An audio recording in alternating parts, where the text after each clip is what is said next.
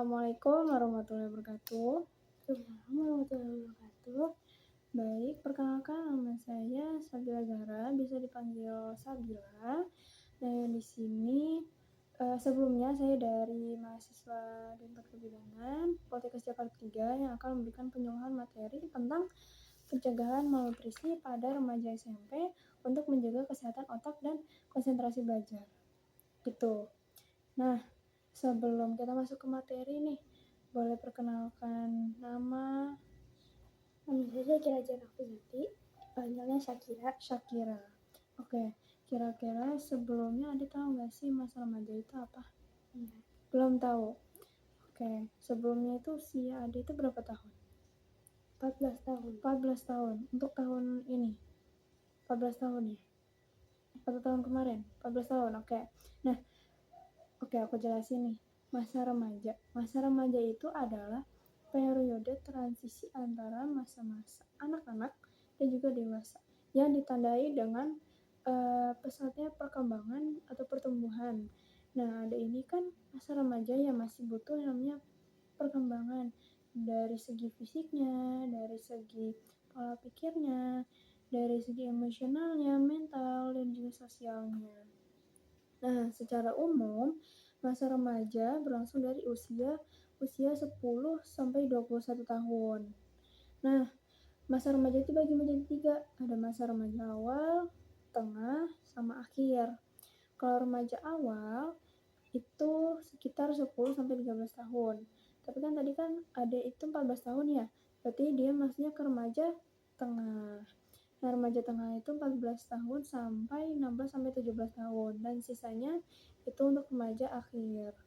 Nah, selanjutnya itu apa sih itu malnutrisi? Kira-kira dia tahu nggak? Nggak tahu.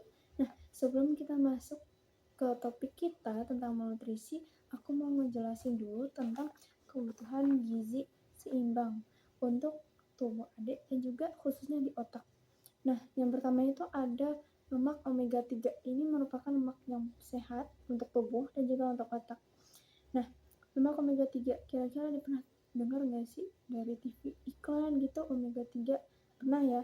Nah, biasanya omega 3 itu bisa didapatkan dari ikan, kayak ikan salmon, ikan tuna, ikan sarden, ya, ikan kembung bisa. Pokoknya ikan-ikan yang mengandung banyaknya omega 3. Nah, fungsinya apa sih untuk lemak omega 3 ini? Fungsinya itu untuk meningkatkan daya ingat dan konsentrasi belajar khususnya. Nah, selain itu juga ada vitamin dari vitamin A, K, E, D, C, bahkan vitamin B kompleks. Nah, yang fungsinya itu dia bisa menjaga sistem saraf di otak, mendukung perkembangan otak, dan juga membantu memproduksi hemoglobin. Hemoglobin yang mengangkut oksigen ke seluruh tubuh, termasuk otak juga. Gitu. Nah, selanjutnya itu ke zat besi. Nah, zat besi ini juga bisa mencegah hambatan perkembangan otak. Nah, sumbernya itu dari mana sih? Dari daging merah, dari ikan, dari hati ayam, hati sapi, terus dari sayur-sayuran, sama kacang-kacangan. Nah, selain sumber makanan ini, itu bisa didapatkan dari tablet tambah darah. Kira-kira di sekolah itu pernah dikasih nggak sih obat tablet tambah darah dari ekskul PMR-nya gitu? Pernah. Terus rutin nggak minum tablet tambah darah? Rutin. Oke, rutin. Nah, tablet tambah darah ini ada dapat 2 kandungan gizi di dalam satu pil. Zat besi dapat, asam folat juga dapat. Gitu. Dua-duanya dapat. Nah, kalau misalkan ada ini nanti kalau kekurangan zat besi atau asam folat, nah nanti kemungkinan akan terjadi anemia. Anemia dari anemia ringan dulu, kayak gampang lelah, lemes, gak konsen belajarnya gitu. Nah, kira-kira kalau tiap kali sekolah itu sering ngeluh, ngerasa tiba-tiba kayak capek gitu, pernah nggak? Nggak pernah. Oke. Nah, selanjutnya itu dari tiga tadi, kandungan gizi. Nah, kita lanjut nih ke isi piringku. Kira-kira pernah dengar isi piringku nggak? Enggak. Nggak pernah? Dari Google nggak pernah? Enggak. Nggak pernah juga. Oke. Nah, isi piringku ini yaitu panduan makanan pokok sehari-harian untuk masyarakat. Nah, ini isi piringku ini versi terbarunya dari Kemenkes. Gitu. Nah, isinya ada apa aja sih? Ini kan ada 4 ya. Ini ada 4 nih. Nah, yang pertama itu ada karbohidrat. Terus juga di sini ada protein, ada buah-buahan, ada sayur-sayuran. Nah, cuma bedanya kalau untuk karbohidrat dan sayuran itu dibutuhkan 2/3. Tapi kalau untuk protein dan buah-buahan itu sepertiganya. Nah, kalau untuk karbohidrat yaitu fungsinya untuk sumber energi tubuh gitu. Jadi kalau misalkan ada yang ngelewatin sarapan kan pasti pas nyampe sekolah pasti gak konsen belajar, terus juga capek, kayak malah jadi lapar, ya nggak sih? Pernah nggak sih ngelewatin jam-jam makan gitu, nggak makan nasi atau nggak makan ubi, atau selain itu langsung lapar banget gitu, perutnya sakit. Nah itu. Nah selanjutnya juga ada protein atau lauk pauk. Itu dia yang fungsinya untuk membangun jaringan-jaringan tubuh, jaringan otot, tulang. Nah, gitu. Apalagi kan ini kan adik kan masih pertumbuhan ya. Tulangnya juga bakal tubuh adik itu bakal buat sel-sel baru, dan itu eh, apa namanya eh, adik itu pasti butuh butuh asupan lebih, dan masih dalam tahap pertumbuhan. Jadi tinggi badan tuh ya masih bisa lah naik gitu kan, berat badan apalagi gitu. Nah terus juga ada buah-buahan, sayur-sayuran. Nah itu juga bisa mencegah penyakit gitu, menjaga imunitas, daya tahan tubuh adik gitu, biar nggak terkena penyakit. Nah selain itu ini kan udah ada nih gizi-gizi kan. Nah selanjutnya nih malnutrisi. Tadi kan ada belum tahu nih malnutrisi itu apa.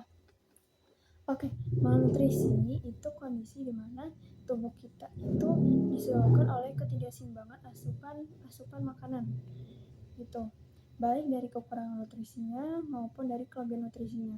Dan itu ternyata dari malnutrisi ini bisa memengaruhi dari perkembangan kita, terus juga fungsi tubuh secara keseluruhannya.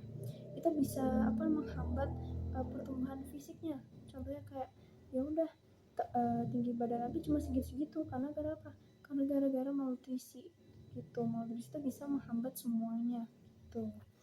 Nah resikonya apa kalau terkena malnutrisi? Bisa terjadi obesitas. Obesitas itu kan termasuk kelebihan nutrisi. Nah kalau dampak panjangnya obesitas itu bisa terkena diabetes sama juga hipertensi. Hipertensi itu tekanan darah tinggi gitu, yaitu nggak baik gitu ya. Terus juga penurunan imunitas tubuh. Nah penurunan imunitas tubuh ada bisa gampang sakit kalau misalkan kurang asupan makanan nutrisi seimbang. Terus juga dari anemia, bisa terkena anemia yang tadi udah aku jelasin ya, anemia kekurangan besi. Nah kalau anemia kekurangan besi itu berarti kurang nih asupan zat besinya gitu, yang tadi kayak daging merah, terus juga sayur, kacang-kacangan, terus juga tablet tambah darah tuh. Nah terus juga stunting. Nah malnutrisi itu bisa menghambat pertumbuhan. Nah selain itu juga mengalami cake tau gak sih? Gak pernah tahu? Oke, cake itu panjangnya itu kekurangan energi kronis, yang dimana ketika seseorang itu benar-benar sudah di tahap kronis gitu. Nah akibatnya karena kekurangan makanan-makanan bergizi seimbang, makanan-makanan yang dia masukin ke tubuhnya itu gak sehat, kayak makan-makanan jajanan di sekolah itu kan makanan-makannya kebanyakan gak mengandung kayak karbohidrat, protein gitu kan, kebanyakan tepung, minyak yang berlebih, bahkan minyak pun juga dari abangnya gitu kan, gak selalu ganti minyaknya kan. Pernah gak sih ngeliat minyak kalau tiap kali ada jajan gitu ya, minyaknya itu coklat coklat gitu. Nah itu lebih baik dihindari karena gak baik juga, itu bisa jadi minyak yang jahat buat tubuh tuh. Nah terus pengen tahu nggak kalau pencegahannya malnutrisi itu apa aja? Nah menerapkan isi piringku tadi yang 4 tadi, karbohidrat, terus protein, terus sayur, terus buah-buahan, itu harus diterapkan setiap hari ya. Terus juga istirahat yang cukup. Pernah gak sering begadang? Pernah.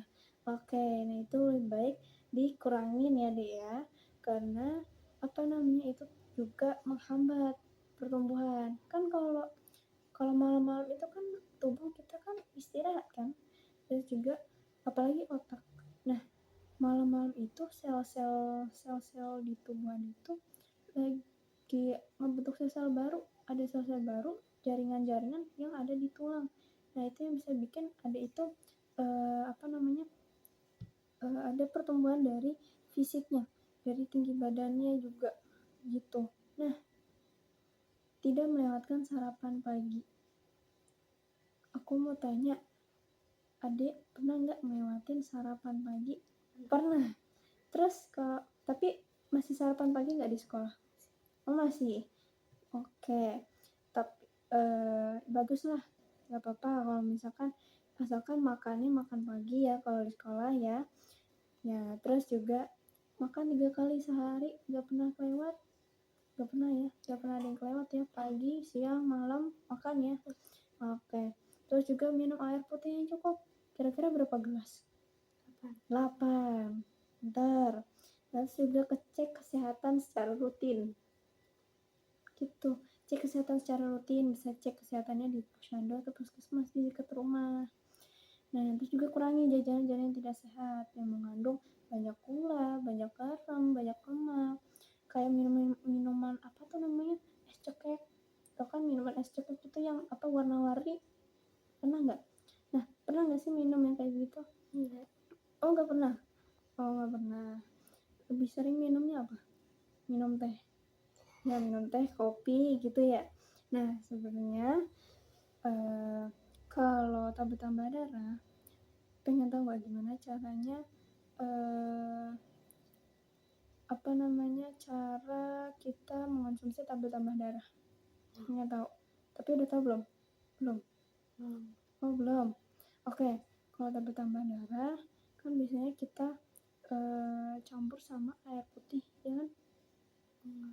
Kan ditelan tuh pilnya, terus habis itu campur tuh, kita minum air putih biar kan gampang ketelan kan.